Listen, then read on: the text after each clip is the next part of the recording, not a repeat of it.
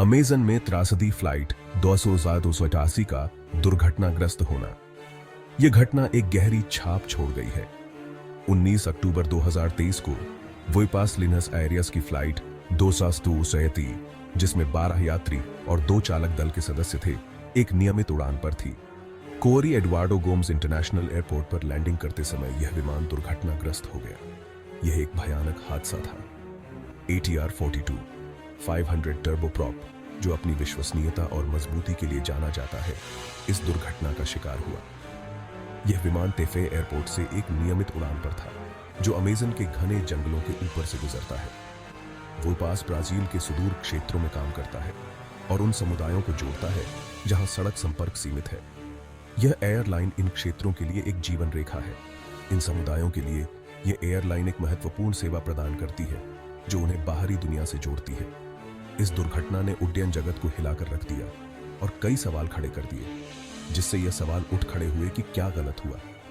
क्या यह तकनीकी खराबी थी या मानवीय त्रुटि? प्रारंभिक रिपोर्टों से पता चलता है कि लैंडिंग के लिए मौसम स्वीकार्य सीमा के भीतर था, फिर भी यह हादसा हुआ। विशेषज्ञ अब इस बात की जांच कर रहे हैं कि क्या सुरक्षा प्रोटोकॉल का पालन किया गया था और क्या कोई अन्य कारक इस दुर्घटना के लिए जिम्मेदार थे।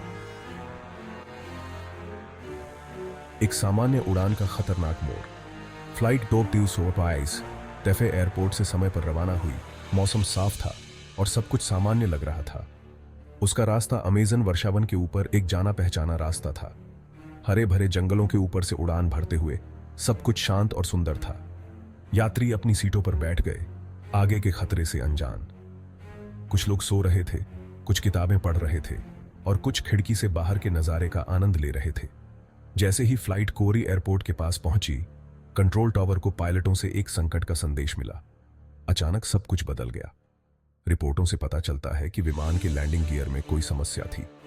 यह एक गंभीर समस्या थी जो लैंडिंग को खतरनाक बना सकती थी।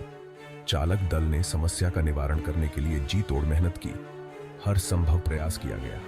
आपातकालीन प्रक्रियाओं को अंजाम दिया, यात्रियों को सूचित किया गया और सभी को सुरक्षित रखने के लिए हर कदम उठाया गया। टक्कर और उसके बाद अफरा तफरी का मंजर। यह दृश्य किसी बुरे सपने से कम नहीं था। विमान रनवे से लगभग 2 किलोमीटर दूर दुर्घटनाग्रस्त हो गया, जिससे जंगल में भूकंप आ गया। विमान के टकराने से जंगल में आग लग गई, जिससे स्थिति और भी गंभीर हो गई।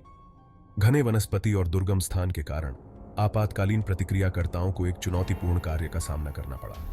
उन्हें मलबे तक पहुंचने के लिए पेड़ों और झाड़ियों के बीच से रास्ता बनाना पड़ा। चमत्कारिक रूप से शुरुआती टक्कर में सभी 12 यात्री और चालक दल के दोनों सदस्य बच गए। वे सभी सदमे में थे, लेकिन जीवित थे। घने जंगल के बीच मलबे में फंसे बचे लोगों को एक भयावह अनुभव का सामना करना पड़ा। उन्हें न केवल अपने घावों से जूझना पड़ा, बल्कि जंगल के खतरों से भी बचना पड़ा। बचे लोगों तक पहुंचने और उन्हें सुरक्षित स्थान पर पहुंचाने के लिए बचाव अभियान समय के खिलाफ दौड़ बन गया। हर मिनट कीमती था और बचाव दल ने अपनी पूरी ताकत झोंक दी। भाग 4, रहस्य का खुलासा। जांच शुरू। ड्यूरिंग द ऑन, ब्राजीलियाई अधियोफरियों ने ATR और फ्रांसीसी BEA के साथ मिलकर पूरी जांच शुरू। एयरलाइंस जांच का ध्यान विमान के फ्लाइट डेटा रिकॉर्डर और कॉकपिट वॉइस रिकॉर्डर को पुनर्प्राप्त लिमिट्सने पर वीरेंद्रित। जांच लिमिट्स था सीन ऑफ रिकॉर्ड, मौसम की स्थिति और हवाई यातायात नियंत्रण संचार की जांच लिमिट्सेंगे। भाग 5, दुख की आवाजें। अटिवार वाले जवाब चाहते। ऑन, दुर्घटना ने विमान में सवार लोगों के अटिवारों को झकझोर कर रख दिया, जो इस खबर से जूझ रहे थे। अटिवारों को अटामर्श और सहायता प्रदान लिमिट्सने के लिए सहायता फ्रमवाओं को तुरंत जुटाया गया। जांच ने आशा की एक आरण पेश की, जिससे उत्तर और बंद ड्यूरिंगने की संभावना प्रदान की। ITS। भाग 6, सबक, सुरक्षा की विरासत।